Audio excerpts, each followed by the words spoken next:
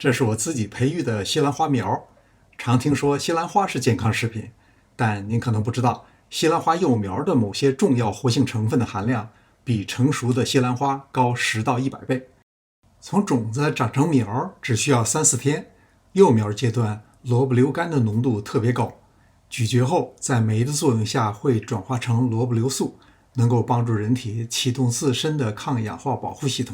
這一大瓶您不用買，在家3-4天就能發出来。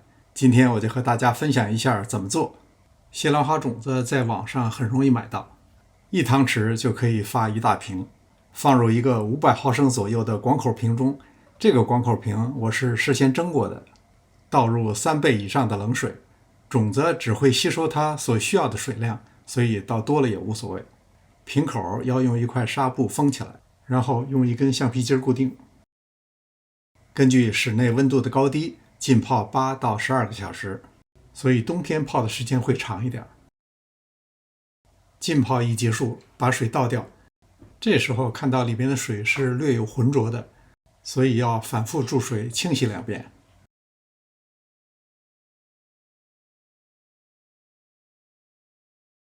接下來發芽的时候，種子濕潤就好，是不能泡在水裡的，所以一定要控干水分，而且每天早晚各冲洗1次，保持瓶內濕潤的環境。控水以後放置也比較講究，要這樣倒着放，或者是瓶口朝下傾斜着放。如果種子集中在紗布附近，它會逐漸長在上面，往下摘的時候就非常麻煩。看到種子变成綠苗，每天都在变化，心情都會好很多。最好是隔天發1瓶，這樣您家的餐桌上就會增加一道漂亮又健康的美食。